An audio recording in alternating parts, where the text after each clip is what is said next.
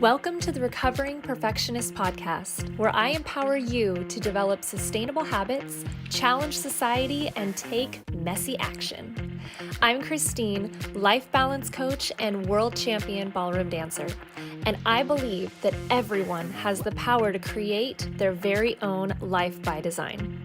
The Recovering Perfectionist Podcast was created with a mission to encourage a life of abundance by finding peace and acceptance in our own imperfections and developing healthy self-love through sustainable habits and manifestation. It's time to align with the universe for the full human experience and redefine what it really means to be successful. It's too good, the secret is out and wow.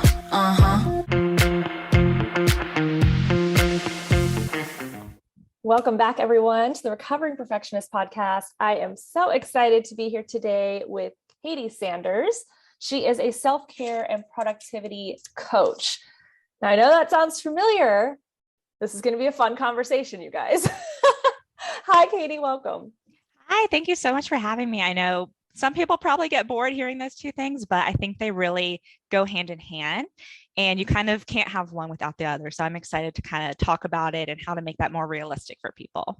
Absolutely. Absolutely. And we were talking a little bit before that, as often I'll have on empowerment educators or spiritual people or, just completely different realm of coaching. And I thought it would be so cool when I saw your Instagram. Guys, go see her Instagram. She's doing some great content. And I loved that we were, on the same page. I love that we both talk about perfectionism and burnout and habit building and self-care and all of those things and productivity, like building systems, all of that stuff. So I think it is really, really cool to kind of just hear two people talk shop.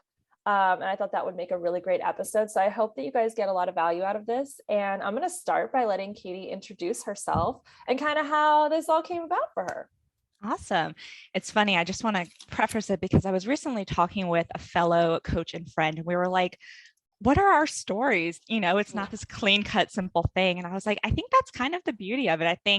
Is anyone's clean and cut yeah, simple? I think that's part of the work that I do. You can do all the things and then still have a season of life where you're more burned out or something is struggling, causing a struggle for you. So that's kind of how I look at my story. There's kind of, first getting into any form of self-care because for so long I didn't have any of that. I really struggled to take care of myself mentally and physically and would beat myself up, just really didn't even, I guess, kind of see this other version of me where I was doing the things that I wanted and I was kind of showing up in my life the way I wanted. And then, started to exercise, started to work on my self-love, started to really approach, these kind of self-care habits through a different lens where it was something I got to do. It was something that was enjoyable. It wasn't a chore or a punishment or, for us perfectionists, another box to check and succeed at. It was really about figuring out who I was and what kind of worked. Fast forward a few years, I actually work in the nonprofit industry as well.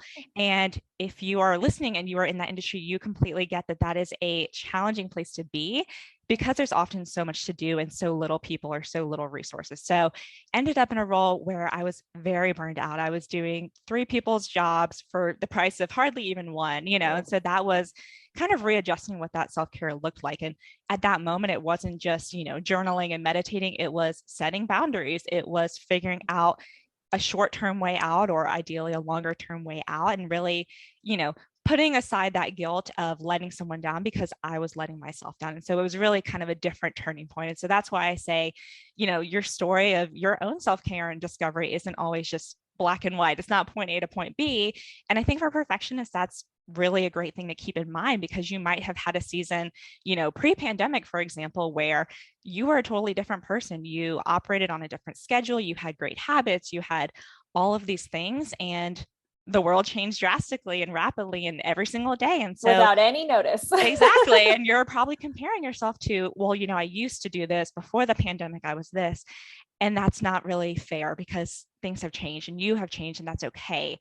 And that doesn't mean that you can't still, reach your goals and show up the way that you want to, but there's a lot of, grace and self-compassion that goes with that. Absolutely. Yeah, absolutely. My business partner always says growth is not linear. Mm.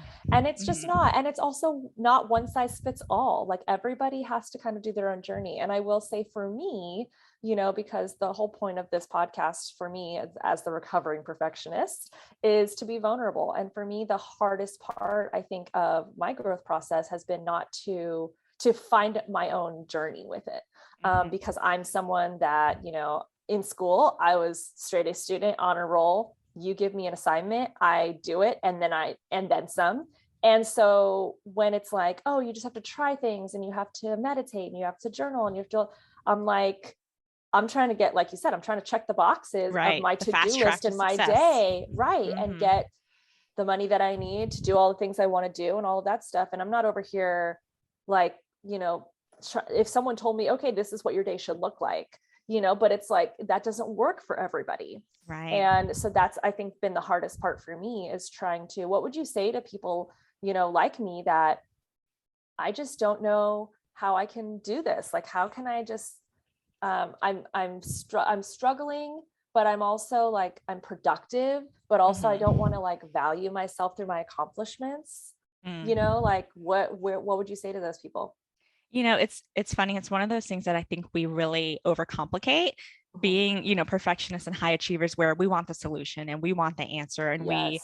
want our time and our efforts to be worth it. But it's a simple answer. It's kind of actually taking the time to pause and just say, is this really what I want? Is this job that I'm striving for? Who cares if I put in all the hours and all the degrees? Is it what I want? Because you Mhm. can always change your mind. And I think that's really the big thing that perfectionists in particular need to think about is checking in with yourself. Just because you're good at something, just because it's been what you've been doing for so long, doesn't mean you have to. In the same way, something may not be working right now, but that doesn't mean it won't down the road. So, really, you said that growth isn't linear. It's also not glamorous. Growth isn't just Right. success and getting the answers, it's going through all the messy stuff behind the scenes and, showing up for yourself when you don't want to, giving yourself grace for the days that you're less consistent with the things you're trying to do in your life and figuring out what that ideal situation is for you. And I know that sounds vague, but I think that's kind of part of that discovery too. It What is. does that look like in your relationships, your work, and how you take care of yourself? So many of those kind of factors that create the life that you're living in. And are you happy with how your life looks? Are you happy inside of that life as well? Yeah. Yeah. I always say that on here. In fact, I say it in my intro to Mm-hmm. every episode is take messy action.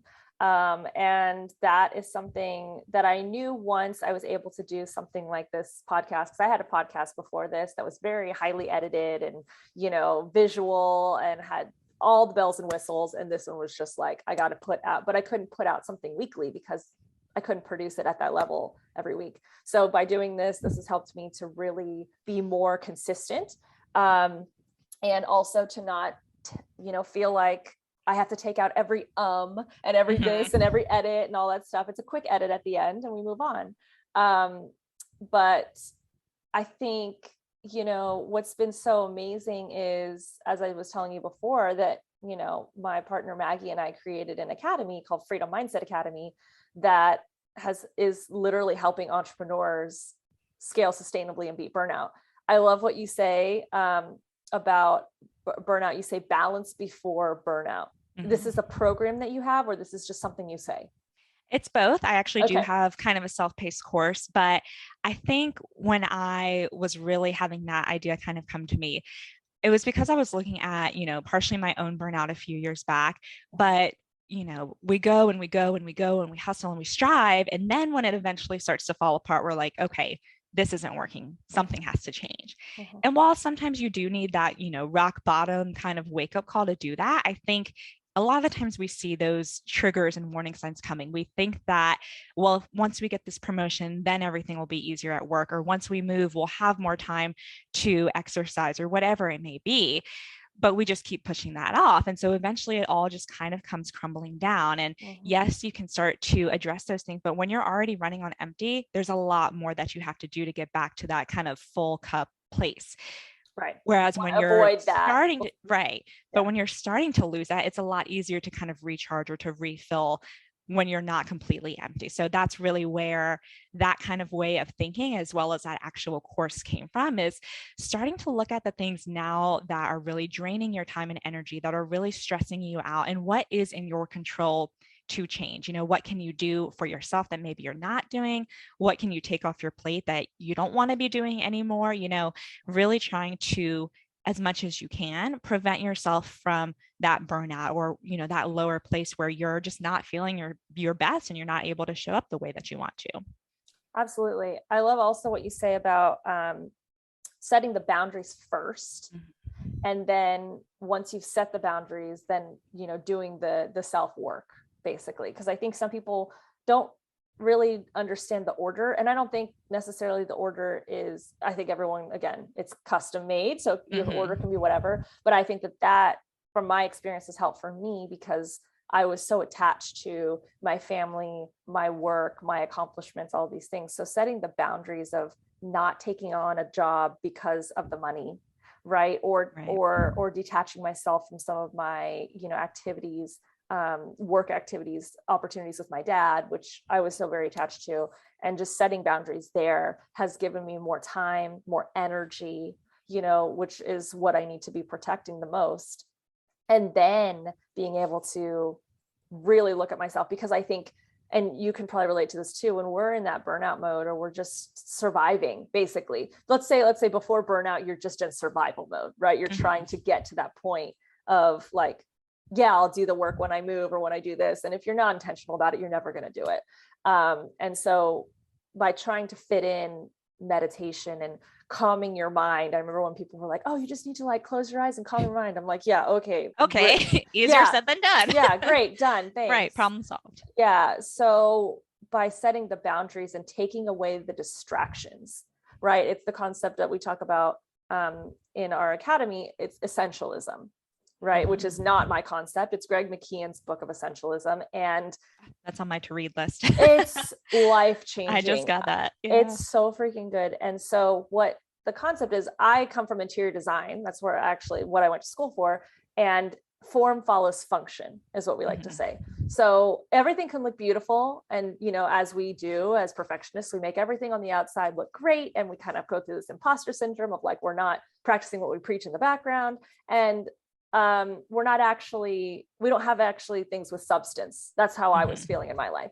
And so if I take that ideal and concept from interior design of form follows function, is that you actually want everything to be functional and essential and intentional before it's pretty and aesthetic. And right, it's kind of that messy action concept. Like, as perfectionists, we want everything to look pretty first, right? We can't have chips on it, and we can't have, scratches and have a piece missing and all that. Like, that just doesn't add up.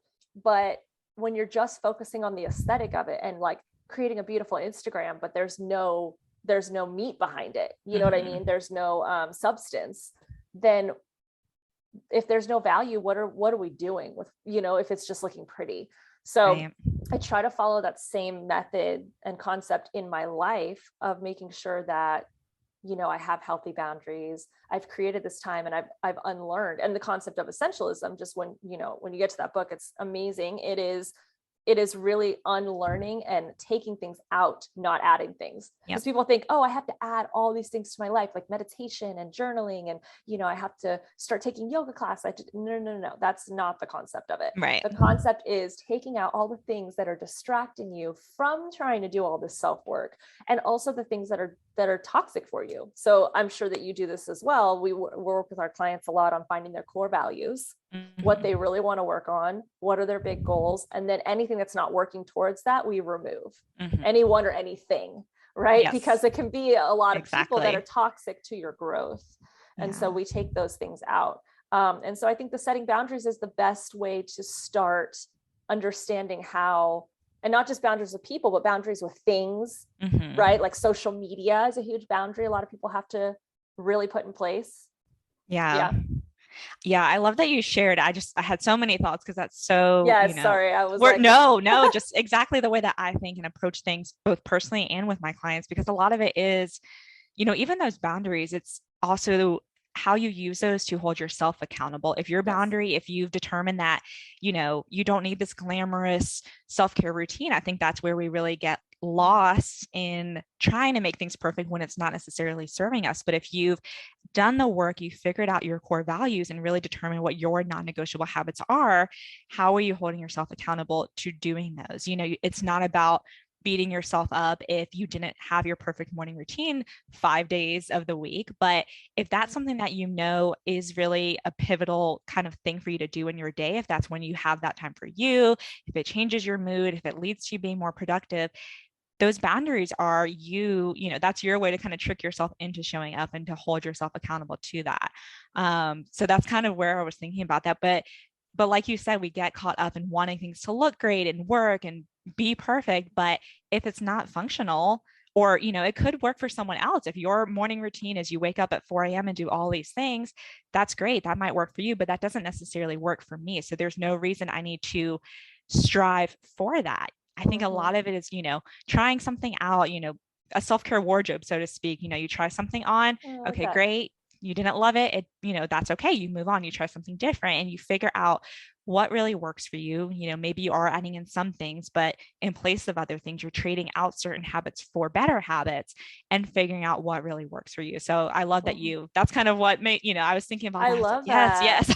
Yeah. I mean, think about it this way. What you just said got me thinking too is, say you have this beautiful, whatever car you like, right? A Ferrari or, an Audi or whatever it is that you love, a new Tesla, right? And it looks beautiful and it's the perfect color. It's got all the bells and whistles and everything, and it doesn't drive and it doesn't go anywhere, right? Well, what's the point? You're just going to sit in it and look pretty. You know what I mean? So that's the thing. If you're not doing that maintenance, it doesn't really matter how perfect something is if it's, breaking down a half mile after you leave. Exactly. And so, I use the same concept in my home. Things are organized. I have systems. I want to talk more about, speaking of systems and things, we talk about the self-care. I want to talk more about the productivity, because that's kind of I think in life coaching can actually be a controversial term. And I'll tell you why, because it is something that I think a lot of perfectionists measure their value in. And so to say you're a productivity coach, how does that, because I'm sure you have your ways of doing it, and I'm very excited to hear about it. How does that help perfectionists overcome perfectionism by not getting triggered by the word productivity? That's such a great point. And I agree with all of that. I think where perfectionists struggle is we pile up our plate, we pile up every minute of our schedule, our to-do list. And so therefore we think, that if you've ever heard that quote, being busy isn't being productive, we think that we're being productive. But at the end of the day, maybe I'm on this podcast with you, but I'm stressing about the groceries I need to go buy, or, we're kind of not actually moving the needle in any direction because we're trying to move it in too many directions. And so just what you said, sorry to cut you, you don't even feel present, because that sounded to me like someone not being present. And that's a big part of it. And that's a big thing I see with my clients is they don't have that downtime, or they don't feel that they're present in their life. They're stressing about things that might not even ever happen, or just don't need to happen right in that moment. And so that's really, my roundabout backwards kind of way to helping them be more productive is to really do less, but to do it better. And that might look like even just as simple as not planning out as many things in your week, kind of planning out the things that absolutely have to happen that you can do, and then the things that you want to do too. And instead of just having a loose plan of the 20 things you need to do that week, you say, okay, well, Monday, I need to get groceries. I'm recording a podcast, and then I'm going to read for 20 minutes. Okay. Wednesday, I need to file my tax. I skipped Tuesday. Tuesday, I need to file my tax, whatever it is. And you divvy it up so that it's not as daunting, and you actually have more structure and clarity of when those things are going to happen, how much time it's going to take. So you're actually getting more done, instead of just having this never ending to-do list where you feel like you're productive because you have all that to do, but you're not, making progress, if Absolutely. that makes sense. Yeah. So you're kind of rewriting the narrative on what productivity is. I love that. So for me, the way I do that is with sustainable habits and systems.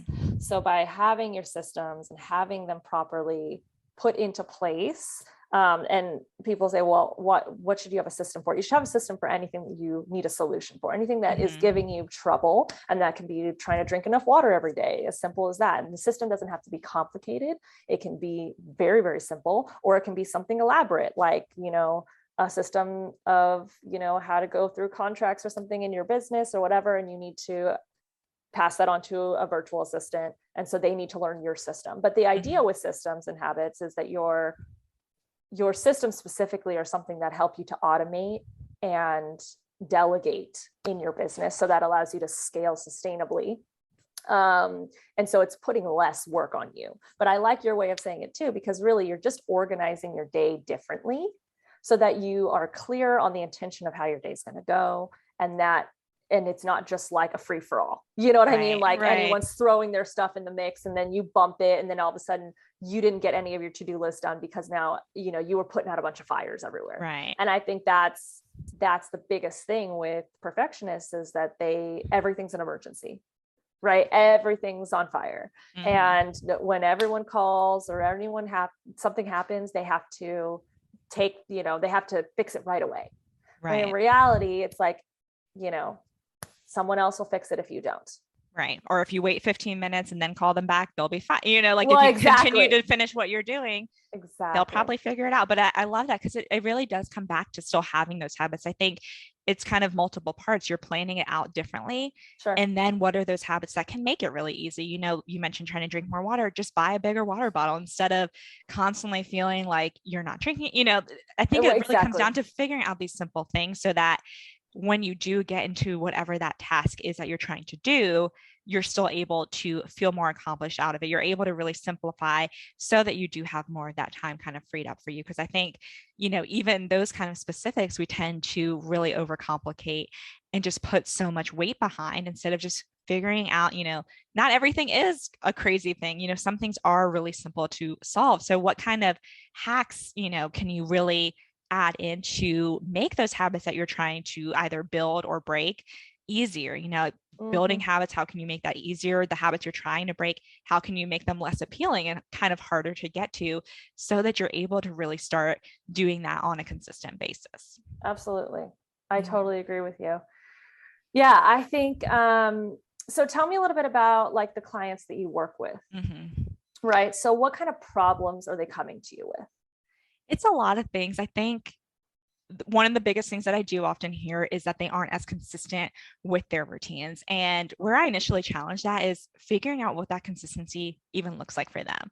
They might, think that they're not doing these things, but if they're not actually tracking those habits, if they don't have a specific way they want to show up, how do you know that you're being consistent or not? Like, how does that actually measure up against what you're trying to do? But a lot of it too is that kind of that high achieving person where they might be an entrepreneur and have a full-time job like myself. And they've got kids, they've got all these things. And so they feel like they're just kind of constantly juggling. They're constantly pedaling instead of being present, and instead of being able to separate out, those tasks that need to get done while balancing it with the things that they want to do, for themselves, or even just sometimes fun things with friends.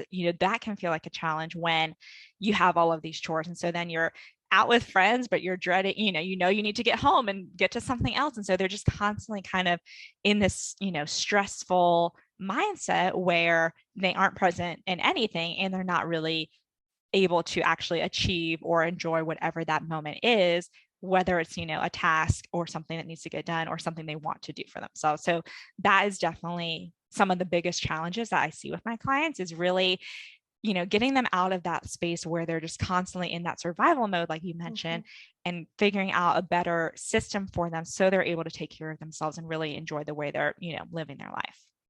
Absolutely. Yeah, no, I think that that's amazing. I think when you, like you said, being present, that's something that always comes back up into our teaching and coaching, module after module. It's always coming back to gratitude, being present, being in that moment, that because that pulls you out of the past and future, and it pulls you into, what is happening right now. Like you said, I love what you said, that a lot of things that we worry about won't even come true. And that yes. kind of hit that hit me real, girl. That hit me real. And I'm guilty of it too, but that's, that can be one of our that wastes more of our time and energy Oh my than God. us reading the book for 20 minutes, like Yeah.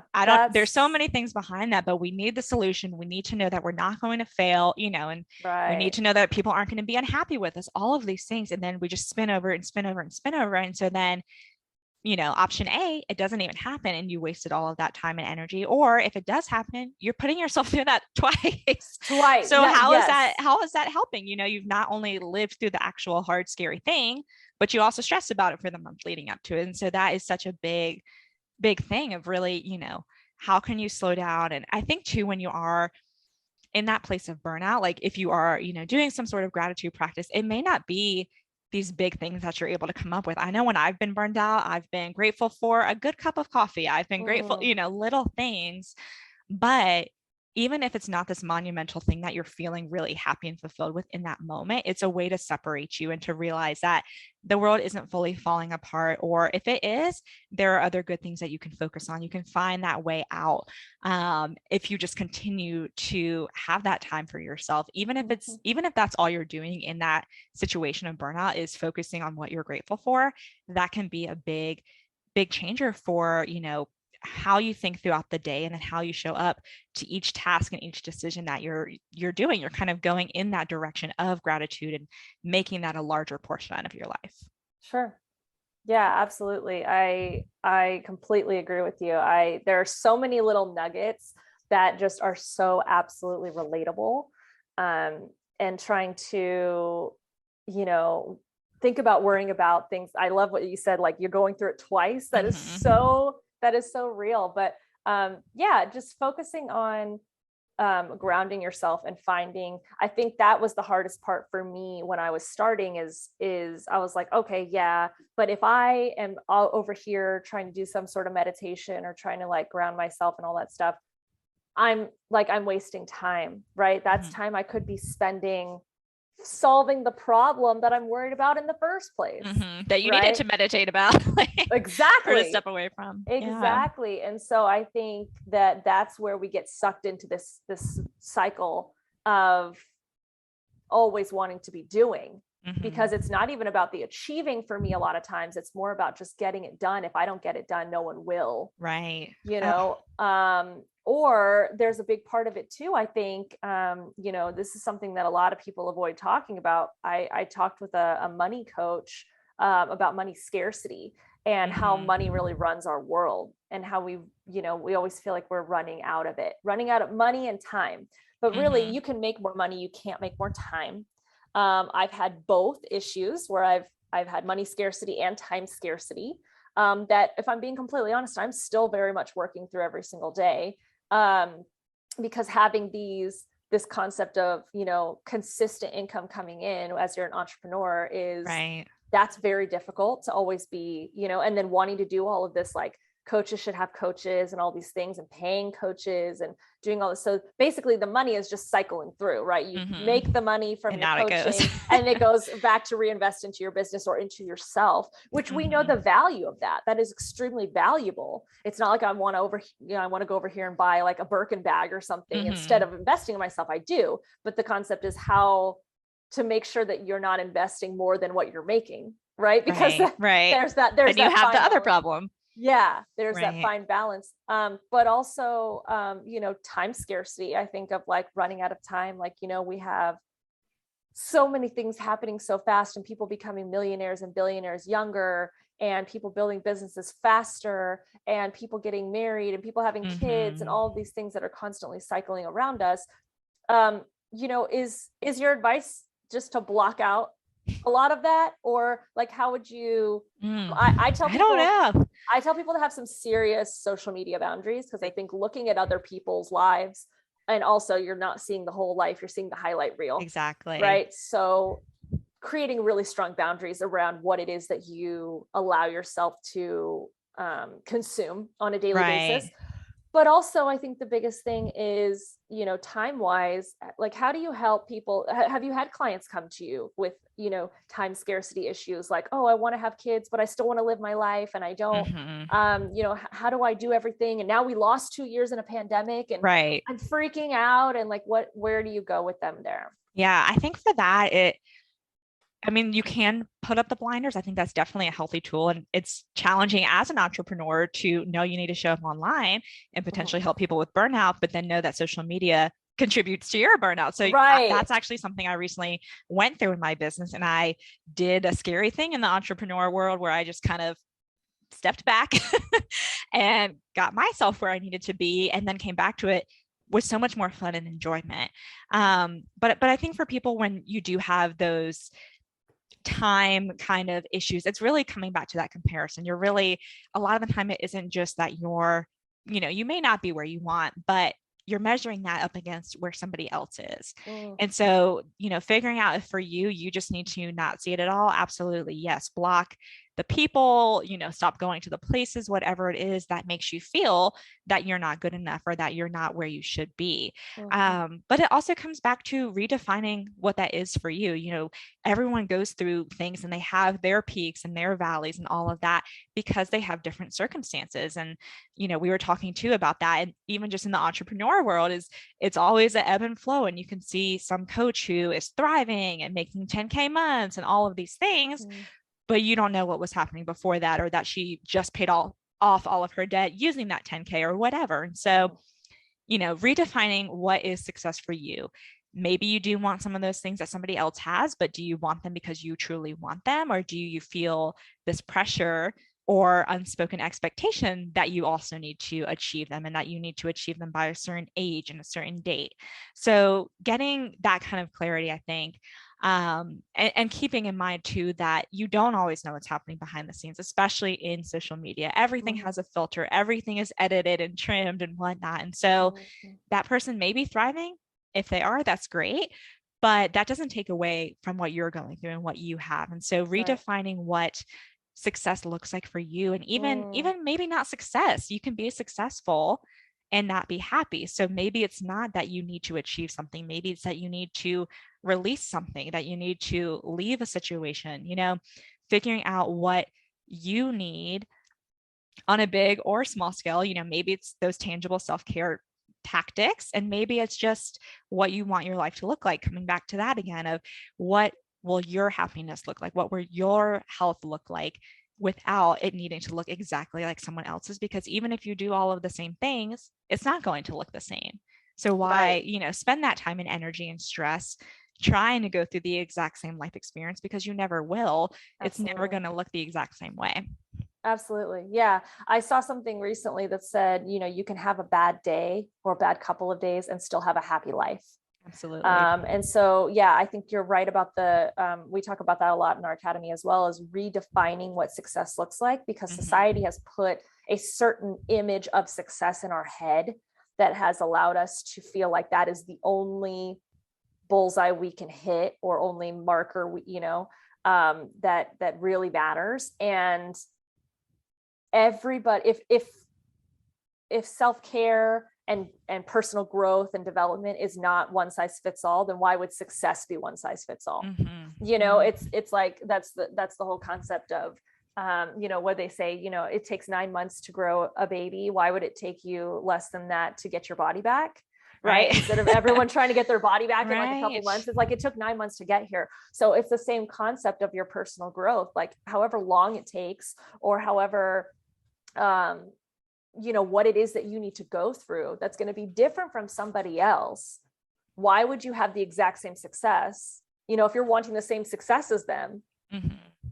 Again, I think it's great that you ask a lot of these questions of like, what about their success do you like?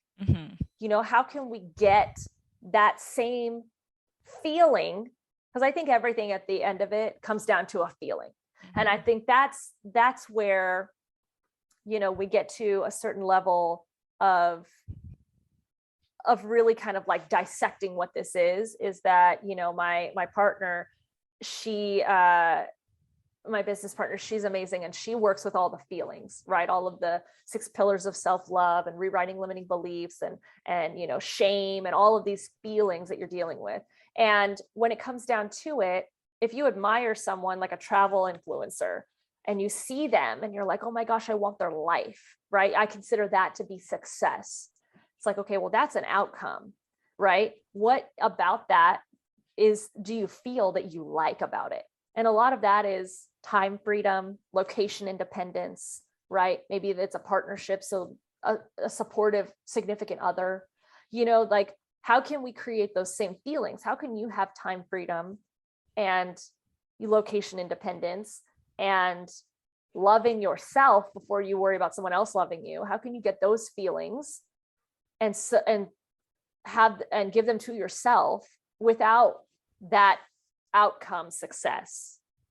Does that make sense? Yeah, no, that definitely does. And I was going to say kind of the same thing too, because a lot of the time when we're comparing ourselves to other people or think that we want what they have, it's not that we necessarily, I think we all want to travel, but we don't necessarily want that concrete thing that they have. We see, maybe fitness influencers and they look happy. They look, we don't necessarily want the six pack. We don't want to eat the vegetables, whatever, but we're like craving that happiness. It comes back to, we want to feel, we want to have more feel energy. Yeah.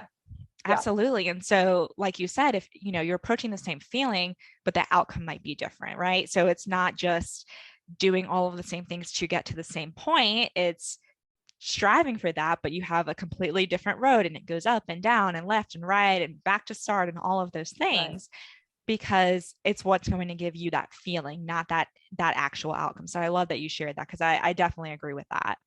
Yeah, I think feeling-based outcomes are much more realistic, and they're also things that we can give ourselves. I think on Valentine's Day, since just passed, that's huge, that so many people feel like, well, if I'm not in a relationship, I'm a failure, right? I'm a single loser, right? But then in reality, what is it that you really want in a relationship? You want someone to love you. You want someone to treat you to a nice dinner. You want whatever it is that feeling of being courted. And then, I tell a lot of my clients and that way, like, take yourself out to dinner. Yeah. You can still do all those same things. That's it. You can, all of those things can feel the same, and you can love on yourself.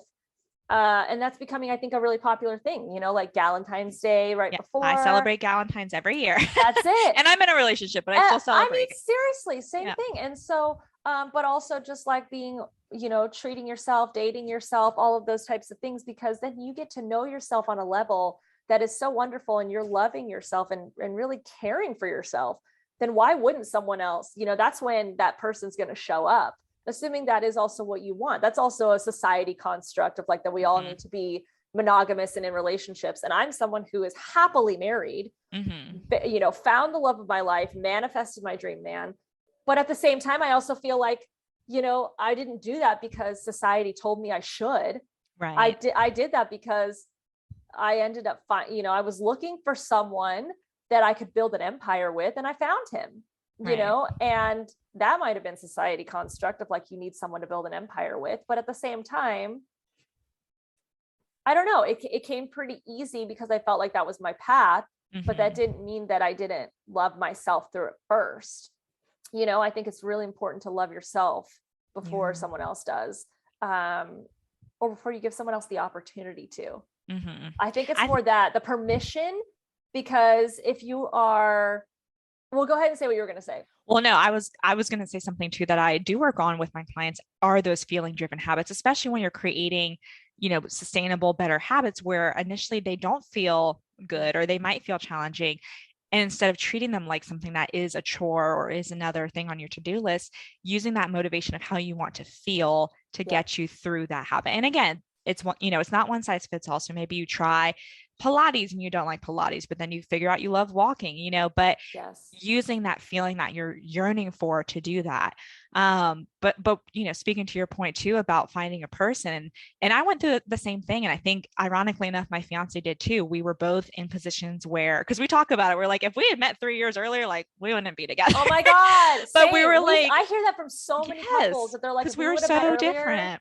Yes, timing is really everything, and you have to be ready for that person. Even if you feel like that's your person, if the timing didn't line up, I feel like that's just all of a sudden is not your person.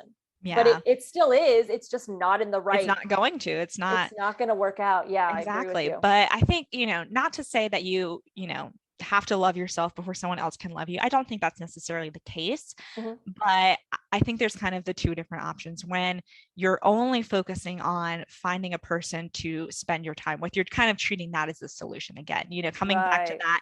Well, once I find the person, I'll be happy and I'll feel confident because I'm desired, and I'll get to do fun things because I have someone to do it with. Right. And so that's not really the right, even if those are the things you want, that's not the right reason to approach it. And so I think what's neat is that when you are completely focused on yourself, you have those blinders up where you're not seeing that other option, but you're more comfortable because you're not searching for a solution. You basically get, you're taking care of yourself, you're at where you want. So then you find someone that matches that and kind of pairs well with that. So I totally agree with that. And my fiance and I, we really do still talk about that. I'm like, he tells stories of the years before, and I'm like, I don't know that, but we both needed to go through our own, personal discovery and figuring out what we wanted and figuring out what we liked, in relationships and just interpersonally, what kind of things did we want to have in place before you bring in another person to share that with? I think doing that too, to go back to kind of those boundaries and holding yourself accountable. Not to say that you can't create better habits when you are in a relationship or do have children or any of those things, because you can. But I think once you've been fully focused on your own self-care and growth, those boundaries are a lot firmer. You're able to set that in place and then you don't budge on them. And so once you find a person, to share that with, it's a lot easier because you've already created, your habits and your routines. And yes, you'll have to adjust and compromise, but it's a lot easier to do that because you've already been really firm in protecting your, your peace and your space kind of thing. Oh, I totally agree.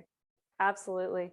Yeah. I mean, there's so many angles and things that we could talk about here. I love. Is there anything that you feel maybe we didn't touch on, or something that you feel for someone who's out there that's trying to find their balance before burnout kind of situation, that you want to kind of leave with our kind of some last thoughts today?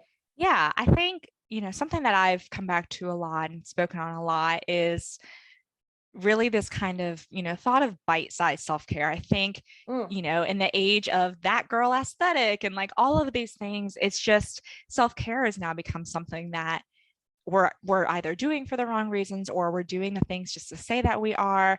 And it's just another thing that we're kind of overcomplicating and overthinking. And it's meant to support us. It's not meant to feel, like another challenge. Thing that we have to check off the list. Exactly. And that doesn't mean that it's perfect. I've had, workouts that I'm crying through. I've had, I don't have perfect habits or routines by any means. And that's also part of the point and part of the beauty. And so I really want to leave them with, it's not about constantly 100% every single day, every single hour, showing up for yourself in the way that you want to and having this perfect, beautiful, immaculate routines and habits for yourself. But it's really being able to take stock every day of how you feel. What are you struggling with? What do you need right there in that moment? And what's easy for you to do? And I think that can be as simple as creating a list. When you're anxious, what are the things that make you feel better? When you're lonely, what are the things that make you feel better? And sometimes those might be big, luxurious things, but most of the time it may not be. And making your self-care simpler so that you can do it more regularly. So you're not getting to that point where you're completely burned out and now you need a big solution. You've been able to take, small bite-sized time and energy for yourself each day to kind of keep you riding that kind of full cup level so that you're not dipping backwards. Right. I love that. I love everything you just said, but what stood out to me was the bite-sized self-care. That is so visual and so like easy to understand. I completely agree with you. This has been awesome. Katie, where, first of all, if you want to get in touch with Katie, she's going to tell you where right now, but also all of her links will be in the show notes. So you can go to all of her links that she's provided. Where is the best place to get in touch with you, Katie? The best place is on Instagram at Katie Sanders Coaching, and that's Katey. So you can find my Instagram there. I'm also on TikTok at the same handle, but awesome. Instagram definitely has more of my resources and tools and all that good stuff to help you with your self-care and your schedule. Awesome. I love this. Thank you so much for taking the time, for being here, for talking shop with me about all things burnout and productivity and Yes. self-care and all of that. These are topics I know that you and I could create multiple TED Talks on, and One day we will. And I love that, it's just a way. I think the best part for me is being able to provide real data in the sense of like, yes, we have tools, we have strategies, but just like Katie said, we are not perfect either. And that's the whole point of, being a recovering perfectionist and being someone that is going to, we're still a work in progress always. And that doesn't mean that we can't provide, successful tools and strategies and systems to help other people. But the idea is that like, we're human too. And I think that this is the coolest part, because coming from my former industry of professional ballroom dancing, where everything's perfection, everything is, if you've got a hair out of place, judges see that. And being able to show that, like, that actually resonates more with my clients now, is that like, I couldn't walk into a dance class and be like, oh, okay, guys, well, I kind of know the routine, but I kind of don't. They'd be like, why are we here paying you for this? Right. Versus here, I can actually have a session one-on-one with a client, and they relate so much more to me saying, oh, this is what happened to me last week. I had this whole burnout moment, and this is how I recovered from it, and blah, blah, blah, blah, blah. And they're like, oh my gosh, she gets it. Yeah. She gets it. She's like in it. That's me. That's exactly how I felt, versus just saying, here's some tools and strategies, go run with it. And it's like, yeah, but they're not relating to me, and that's something that the life coaching space just completely surpassed my expectations on, being able to break down these walls I had of trying to be this expert level person. And that actually is what, sends people more away, because they don't want someone who has all the answers and isn't showcasing their vulnerability. And so this is an amazing, and I love talking to other coaches as well. It's just amazing that we're all going through the same thing at the end of the day. It may just look a little different, right? Right. That's been a reoccurring theme this whole talk, but I mean, you're exactly right. It is, I think I felt comfort in my own journey over the years of being able to, find the people with the tools and knowledge to help me, but that fully did understand that. So I think that that's so good. And that's so true that, like we talked about too, self-growth is not linear. And so for us, we're still struggling with things, and we're still, walking the talk, but have our days where it's not always, that it comes back to that self-care and understanding of yourself. And not every day is perfect. Not every habit is perfect. Not, nothing is perfect really. And so I love that that's, what we're both doing and kind of breaking that down. That's right. Awesome. Well, I hope everyone got something great out of this conversation that I had with Katie. And if you want to get to know her or slide into her DMs, all of that's in the show notes. You can apply for Freedom Mindset Academy as well in the show notes, and we will see you next time. Thank you so much for listening to the Recovering Perfectionist Podcast. I'm Christine, and if this episode resonated with you or spoke to you in any way, please feel free to share. I absolutely love hearing from you guys and your thoughts about the topics based on your experiences. And also, if there's anything you want me to talk about, just screenshot this episode and share it on social media with your comments. Your feedback really helps me to curate episodes that best serve you. If you have time, I would greatly appreciate if you could leave a review wherever you're listening to this episode, whether on Apple or Spotify or any other platform. I'm wishing you a blessed week ahead, and remember, perfection doesn't exist. Take messy action. Healthy habits keep us balanced, and you are enough.